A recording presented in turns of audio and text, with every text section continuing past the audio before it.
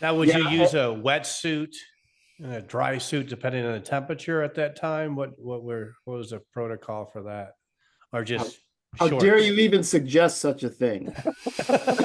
How dare you, sir? We don't know the like taboos cheating, here. huh? So. Wearing a wetsuit. Yeah, see, Mustache. that's a whole other issue there. See, All right, tell us what is it? in traditional marathon swimming, Mhm. like English Channel, even Lynne swims in the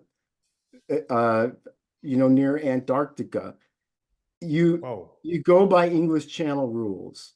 You get to wear a suit, a cap, a pair of goggles, suit, cap, pair of goggles. Suit just means a brief bathing bottom. suit, Speedo tops for the female. Yeah, essentially a Speedo. Uh-huh. And now people used to grease themselves, which does that even help on the long distance ones? It's fun. I do it. Well, whether you're swimming or not. Things have changed. Greased right now. Some people, they say now that it doesn't help much.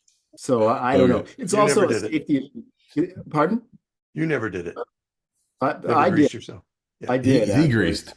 Yeah. Okay. Any advantage. So you think you can do, but I understand that like really, short distance, high speed races, you're gonna, any advantage you're gonna get. But if you're talking, 60 miles, is that gonna even add anything to it? I don't know. Right. I don't think they do that anymore. Okay. Because it's also a safety issue. If you have to pull someone out of the water, sliding off, yeah. But the traditional marathon swimming is done according to English Channel rules. No wetsuit. You know what made wetsuits start to appear everywhere, I think, was triathlons. When they became popular, and people who weren't necessarily long distance swimmers or had a lot of experience swimming started doing those kind of swims, then you got more and more wetsuits. That makes sense. Yeah. I mean, if I look, I also did the third running of the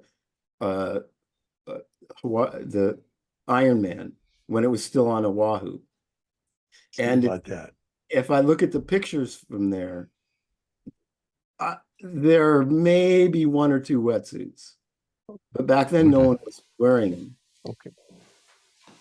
And now the Ironman is only 5 miles, is that right? And you have to do a marathon run and then a 100-mile bike ride. Is that, if I got that? But the swim's only 2.5 miles. Oh, that's it? That's a piece that's of all. cake. Yeah. Okay. But now they have these extreme, like 100-mile runs, and I met somebody the other day that I'm like, what? Wow. and they were in anything with swimming. Like these guys, like a lot of them, they're like, they've glad the swimming short because they can do the run, they can do the bike, but the swimming is a whole nother ball game. Like you're at a big advantage, and you can make up time with your run and bike. Right. Yeah. So yeah, go ahead. Go ahead. I was just going to ask how the rules started. When did they start getting set up? And when was this with Wowza or English Channel? I mean, how is this organization, or how are the rules organized? Kind of missing where that is. The rule, I believe there were, when people first started doing the English Channel. Which was when? That's like the 40s, wasn't it? No, the first one was in the 1800s. The 1800s, that's right. We were looking into that. Okay, yeah. 1800s. Okay. I got it listed all right here. I'm looking at Wikipedia. 1800s. 1875, Matthew 1875 is the first. Mm-hmm. Yep. And then they probably didn't start rules right away. All right, so go on from there. Yeah. So it was sometime in the 1920s when there was a woman who claimed to swim the English Channel, and then it turned out she hadn't actually done it. And I think that was a woman lied about her swimming accomplishments. Hey, don't woman bash here. But it's what's interesting. It seems like there's a lot of women that are. You got the name, Greg? Yeah, was well- What's her name? dominated by women. Well, I don't know if this is the one who lied. This is the one who is attributed as the first woman to cross in either direction was Gertrude Ederle in 19. Yeah, oh no, she didn't lie. Gertrude She was- Ederle. Okay, so there was swam someone legit. before her who lied. So basically, people lying and provable lies, they had to put some structure on it. Sure. Exactly. They needed to do that. And I think it was Dorothy something. I can't remember her last name. History has forgotten her Listed here, because yeah. of this. Yeah. Yeah, deservedly so. But no, Gertrude Ederle was the first woman to swim the English Channel. And, no one thought a woman would be able to do it. Well, Right. many people thought that. Sure. Gertrude Ederle didn't think that. And she was a stickler for the rules.